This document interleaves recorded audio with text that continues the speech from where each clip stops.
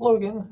Today we'll be talking about pediatric and neonatal respiratory failure. This isn't a replacement for um, on the unit experience in managing ventilators, but it's a little bit of an introduction if you haven't been familiar in your training with some of the pediatric and neonatal specific modes of ventilation.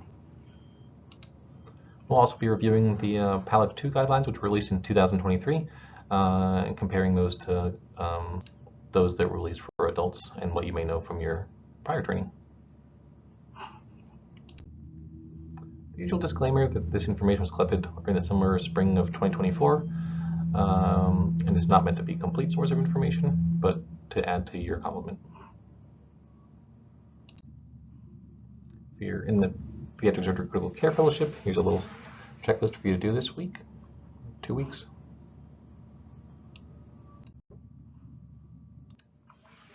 And here's a list of what we're going to be talking about today. We're going to review some of the respiratory support and ventilator terms, and then talking about etiologies and treatments for some specific causes of respiratory failure in the neonatal and pediatric populations. So here's a little graph of pressure during a respiratory cycle with the start of our ventilator terms talk. You can see the green dots representing mean airway pressure, and then along the blue line, getting the peak pressure, the plateau pressure, and the PEEP.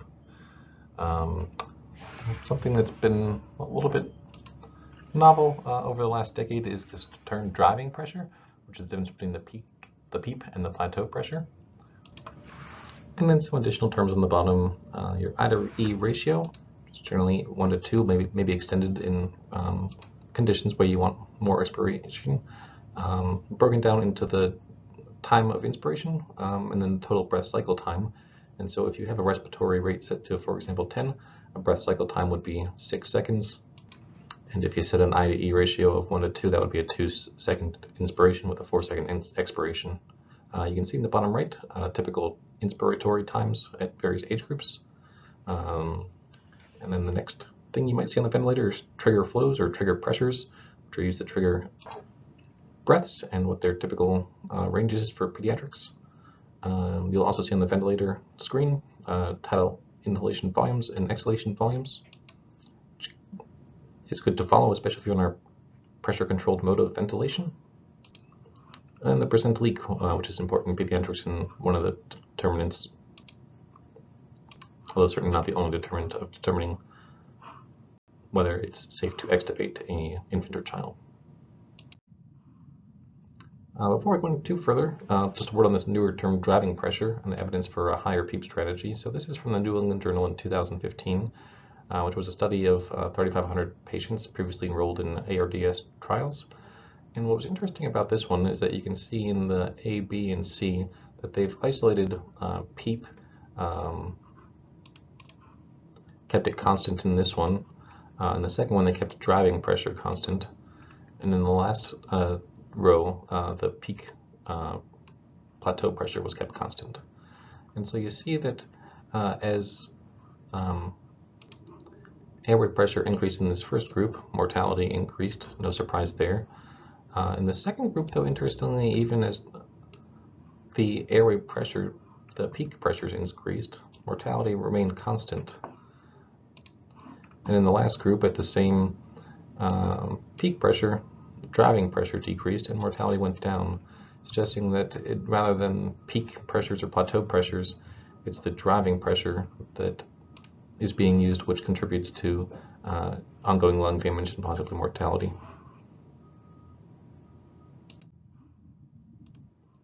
All right, let's talk about some ventilator modes. So initial ventilator settings, typically SIMV on either a volume-controlled method, usually 4 to 6 cc's per kilo, with the respiratory rate 20 to 30, and FiO2 30 to 50%, and a PEEP of 5, or a pressure-controlled with a PIP of 15 to 20. For winning the vent, typically in the NICU, you'll be winning the rate first and then the tidal volume or pressure for end-tidal CO2 goals, and winning the FiO2 as tolerated for SpO2 above 92 in non-cardiac disease. Less common, but in the neonatal population, but daily extubation readiness trials or spontaneous breathing trials You can often predict readiness to extubate when the PEEP is close to 5 and the FiO2 is low, and with the spontaneous respiratory effort. In the Kansas City, instead of a pressure support trial, we placed infants, for example, in auto mode as our extubation readiness trial, and that can switch between spontaneous and controlled means of ventilation. Just a reminder that these tidal volumes are based on ideal body weight, especially as some infants can get massively edematous, or some kids can succumb to the growing obesity epidemic. We'll talk about in the next slides APRV, oscillatory ventilator, the JET, NAVA, and then review of some non-invasive ventilator modes like high flow nasal cannula. That's not really a ventilator mode. CPAP, BiPAP via RAM, FlexTrunk, and then NIV-NAVA as well. So APRV was pretty common in Baltimore where I trained in residency. It's much less seen anywhere I've worked in a children's hospital. There was a 2017 study where APRV was the primary ventilation strategy in children with ARDS, and there was a significantly higher mortality that was not explained by the higher acuity illness in that group. Either as a result of that or the just general disuse in general. The less you use something, the less comfortable you feel using it, and so the less it's used. It's now fairly seldom used. The one place where I've seen it work with some efficacy is during intra-op during a CDH repair, where APRV is thought to possibly have more efficient CO2 clearance than other modes of ventilation. All right, the oscillator, a controversial little tool, looking like it's from 1950s era airports, and mixed quotes on it. Some I've heard say the Cadillac of CO2 clearance, can get CO2 out of a rock using it, and others that feel that it's really a primarily oxygenation tool and its ventilatory efficacy is no better or worse. Historically, it is contraindicated for obstructive airway diseases like asthma and congenital lobar emphysema. The active expiratory phase can cause airway collapse and worsen air trapping. Additionally, the increased mean airway pressure that is used on the oscillator can become problematic for cardiac preload dependent conditions and can worsen hypotension, which is especially important if you have someone on the verge of cardiovascular collapse. There's no great evidence in either infants or kids that it has any advantage over conventional modes, at least in survival. There's some studies that suggest perhaps in pulmonary hypertension associated with severe parenchymal lung disease, it might have some benefit, although a large study along those lines in CDH, the Vici trial, did not show that. Despite showing at best equipoise and not superiority, it is used as a salvage or rescue therapy, especially in the NICU. I'm going to play a little video about stuff that you'll see when you're looking at the oscillator. So here is the device. You can see this setting where you control the FiO2. Here is the diaphragm, the mean pressure, and then the amplitude and hertz. On the patient themselves, you'll see this jiggle or wiggle, which you want to see down to the hips. So your initial ventilator settings will be a mean airway pressure that is set 2 to 3 higher than what you have been using on the conventional ventilator, and after that adjusted to the oxygenation needs and X-ray appearance. The FiO2, which is the usual adjustment, and then we talked about the wiggle or jiggle. Hertz, just depending on how you trained our surgical NICU books, is to just leave it around 15, and then the percent inspiratory is generally left at 33% for a 1:2 I to E ratio. The jet ventilator gets talked about a fair bit, but I've never actually seen it used, so I'm not going to worry too much about it for this talk. It's a combination of like an oscillator and a conventional mechanical ventilation tool, but supposedly useful for infants with air leak. Again, I've never actually seen it used. NAVA, which I have seen used a lot, neurally adjusted ventilator assist, is what it stands for. It can be done via an ET tube or via non-invasive means. There's a catheter in the esophagus that measures electrical activity of the diaphragm, and instead of using flow triggers or pressure triggers to initiate breaths, it uses this electrical signal, which improves synchrony. It's not really clear yet if it has other benefits besides that, although certainly improving synchrony and reducing sedation needs is a benefit. Be careful with this esophageal catheter. I've seen it perforate the esophagus in an EA repair. You have an additional setting on these ventilators, which is the NAVA level. This is a conversion factor which converts that EDI signal into a ventilator pressure. You usually start at a novel level of 2 and then adjust it based on something called the EDI peak, which you want to be between 10 to 15 generally. If it's less than 5, you can start to wean down that novel level, usually by 0.5 increments at a time. If it's more than 20, it's a sign that they have inadequate support, and you have to increase the novel level until the patient is comfortable and your EDI peaks are less than 15. Once you're weaned down to a novel level around 1.0, you can switch to either non-invasive NAVA or a different mode of non-invasive support. Other non-invasive ventilator modes. First, high-flow nasal cannula, which is, again, not really a non-invasive ventilator mode. It's a non-invasive support mode. Doesn't really provide ventilation, but humidified oxygen with adjustable FiO2 and flow rate is delivered, typically via a nasal cannula. In infants, you can set that generally between 0 and 6, although some places go as high as 8. Once they're 1 year or 10 kilos in age, you can go up to around 20. Pediatric flow rates on that would be between 12 and 25 at age 1 to 6, and going in higher as the kid gets older to where they're at the adult's level, and you can set it as high as 50 or 60. Flow at around 6 liters per minute provides a PEEP of approximately 5. Other modes, CPAP, BiPAP, or you can just do straight pressure control of ventilator mode, either via a RAM cannula, which is this thing here, named after Dr. Rangaswamy Ramanathan, who was a neonatologist. You can imagine that there's some decent amount of leak of pressure around this thing, and so there's also this thing called a flexitrunk, which is a little bit more uncomfortable. It has a better seal, and so it'll take a little bit less pressure to deliver the same support. In the older populations, you'll just use a straight mask, similar to what you see in adults. You can also deliver NAVA via these ventilator modes as well. I'm sorry, via these devices as well. We'll just need that esophageal catheter. Next, we'll talk about some of the etiologies of neonatal respiratory failure and what specifically you should know as a surgical critical care person. Talk about pulmonary hemorrhage. We actually won't talk about CDH or PPHN because those will be discussed during a separate CDH talk or the congenital heart disease talk. And then meconium aspiration and CPAM, congenital lobar emphysema, CLE, and other of the cystic lung lesions. Pulmonary hemorrhage in the newborn, fortunately rare, unfortunately deadly. Presents with some pink frothy sputum in the ET tube initially, which can progress to just blood. High morbidity and mortality, with mortality up to 70% in some series, and high rates of bronchopulmonary dysplasia, neurological complications, cerebral palsy, etc. In the survivors. Goals of management here to prevent exsanguination while ensuring proper gas exchange. Some of the strategies are to use a higher PEEP or to use the oscillator. Remember that has higher increased mean airway pressures. A variety of medications, including surfactant and nebulized epinephrine, are used without strict evidence to support them, but if you don't have anything else. And then intravenous factor 7 as well.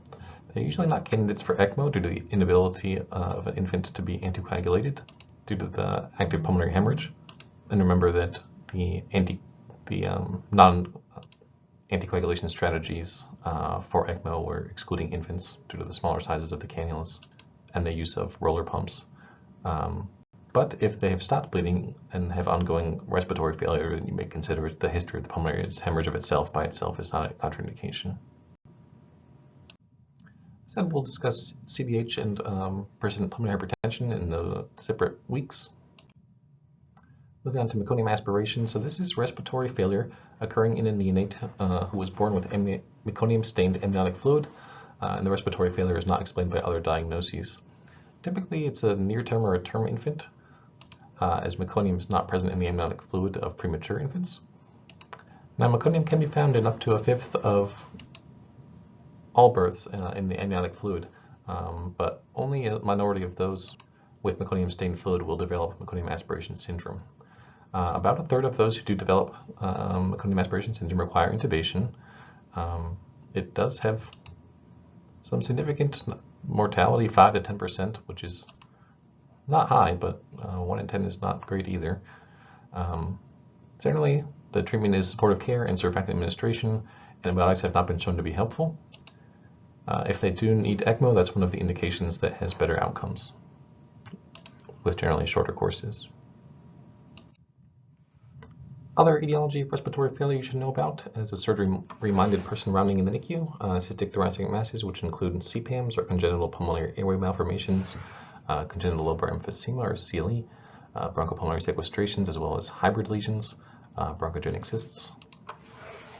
CPAM is the most common of these diagnosed prenatally, typically on ultrasound. You should know about the CPAM volume ratio, which is important for prenatal counseling. And numbers to know what greater than 1.6 have increased risks of hydrops and should undergo twice weekly ultrasound monitoring. And then greater than 1.0 increased risk of respiratory compromise and other prenatal postnatal complications, and they should be delivered at a special center. For those with severe CVR, there can also be fetal interventions offered, like steroids or coiling or thoracoamniotic shunting, but that's not a primary focus of this talk, because that's more surgical rather than critical care. There is an APSA prenatal counseling series, which is a pretty good discussion of that topic if you want to know more further. Postnatally is when CLE is usually diagnosed, as it's not typically showing any expansion until after the infant begins respiration, at which point the lesion will progressively expand. And sometimes it stops and never becomes symptomatic. If it does keep expanding, it can cause worsening respiratory failure. If the infant is started on positive pressure ventilation, that can get even worse and needs urgent or emergent resection. Postnatally, the other cystic lung lesions are divided into 2 camps. Most of them fall into the stable category, from which respiratory support can be weaned, followed by an outpatient axial imaging and resection in the infant period. Unstable, the infant needs to be stabilized and then have an urgent emergent resection. Moving on to pediatric respiratory failure, brief mention of inhalational injury and vaping. Inhalational injury is a component of the burn talk, but there's a new phenomenon of e-cigarette vaping associated lung injury called EVALI. It's an acute respiratory failure associated with a respiratory alkalosis, diffuse radiographic infiltrates, sometimes pneumomediastinum or pneumothorax with the right historical context of vaping. Treatment is largely supportive. Oxygen ventilation is needed, antibiotics, steroids, ECMO. Most survive, but there are long-term histopathologic changes and persistent increased airway reactivity, decreased alveolar diffusion capacity, which are all great reasons not to vape and to not have people that you know vape. In addition to that, it's not cool. Infectious pneumonias. There is a rising incidence internationally of complicated pneumonias. Not sure if that's brought on by COVID or what exactly is causing it, but it is nonetheless happening. Surgery is generally avoided in nectizing pneumonias. Pleural drainage, IV antibiotics, TPA, and time are sufficient for nearly all empyema cases. You can sometimes be called about ear leaks in that setting, and the solution is again largely non-surgical, whether it's long-term drainage and time or endobronchial valves. Blood patches don't tend to work as well for infection causes, but can be tried with minimal risk. Again, the solution for all of this really is to avoid surgery whenever possible. ARDS. So the etiology is largely respiratory tract infections, but there's also non-pulmonary sepsis, aspiration, trauma, environmental exposures, and post-drowning. They can have sometimes comorbidities, and we're going to be discussing over the next few slides guidelines from the Pediatric Acute Lung Injury and Sepsis Investigators, PSCC, who released new guidelines in 2023. They released guidelines covering about 12 topics, which are available both in totality as well as an executive summary. Their guidelines covered PRDS, new definitions, pediatric-specific pathobiology, comparative effectiveness of various strategies for treatments and monitoring, as well as the role of ECMO, long-term questions, as well as what to do in resource-limited settings. Start off with these definitions. So the new PRDS definition is the onset within 7 days of a known clinical insult, excluding perinatal respiratory diseases and those that can be explained by fluid overload. It has to have new radiographic opacities, explained by atelectasis or refusion, as well as hypoxemia for those on invasive support, an OI greater or equal to 4 or OSI greater than or equal to 5, or for those on non-invasive support, PA to FiO2 ratio of less than 300, or if there's no arterial line in place, pulse ox FiO2 ratio of less than or equal to 250. They also have definitions for possible PARDS and at risk, which have the same timing and radiographic criteria, but slightly different oxygenation thresholds. In the case of possible PRDS, it's those same numbers, but for the kids on nasal CPAP or high flow nasal cannula, and then at risk is just any oxygen supplementation with those onset of symptoms and radiographic time features with oxygen supplementation needed to maintain pulse ox of above 88. They recommend a time-limited trial of non-invasive support for worsening acute respiratory failure with intubation if there's worsening within 6 hours. They recommend that if high flow nasal cannula is used, to use humidified oxygen, but gave no other recommendation for which type of non-invasive ventilation to use, except in the resource limited setting. They did give some. There's no recommendation for or against high flow oscillatory ventilation strategies, lack of evidence in that area. They do recommend a lung protection bundle with daily extubation readiness trials. And they do recommend lower tidal volumes as well as pressure goals with PEEP plateau pressures less than 28, driving pressures less than 15, and PEEP goals at or above the ARDS net PEEP to FiO2 table. They recommend avoiding hypoxia or hyperoxia, initially targeting 92 to 97%, but it's acceptable to target less than 92% as well if the PEEP is optimized. Permissive hypercapnia, accepting any pH above 7.2 to avoid additional lung injury from excessive ventilatory strategies. Now, in contrast to adults, and these two are in pink, in regards to proning, there was no recommendation for or against, which is different from what you may have learned for adults. And the other pink one down there is neuromuscular blockade for if protective ventilation cannot be achieved with sedation alone. And again, that's different from the adults. INO recommend only for selected populations as well as corticosteroids. Surfactant was recommended against the use of that. They did recommend for early entry nutrition within the first 72 hours of ICU admission with a protein component of 1.5 grams per kilo per day or greater. They had similar transfusion guidelines to elsewhere in the ICU. In regards to the role for ECMO, this is discussed further in our 3 ECMO talks, but briefly, they recommend that you should consider it if there is a potentially reversible cause of severe PRDS who is failing other strategies. They do recommend a serial exam rather than a single time point of assessment, similar to other evaluations for ECMO, and for the use of VV over VA if possible. And the detail they went into there was in those who have adequate cardiac function, whatever that means. While on ECMO, they do recommend the lung protective strategies, and those kind of strategies are discussed in our ECMO talk. Last thing here to talk about, difference from adults.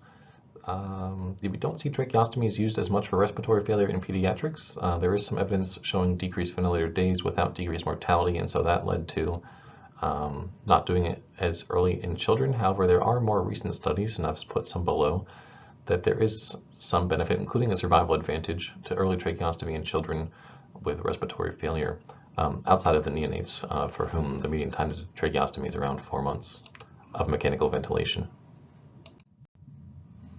Some recommended reading and a quiz. The ventilator pressure that has the highest correlation with morbidity and mortality is peak inspiratory, plateau, driving pressure. Compared to conventional mechanical ventilation, high-frequency oscillator ventilation is largely used as salvage or rescue therapy, despite showing relative equipoise. Can worsen air trapping, can worsen preload-dependent conditions due to its higher mean airway pressures. Answer, all the above. Recommendations from PRALIC 2 for treatment of PRDS include routine proning, routine neuromuscular blockade, steroids, pressure goals, or all of the above. And here the answer is these pressure goals. They don't have the same recommendations for routine protein and the same survival advantage from neuromuscular blockade that was seen in the adult literature. And that concludes this talk. Hope you have a nice day.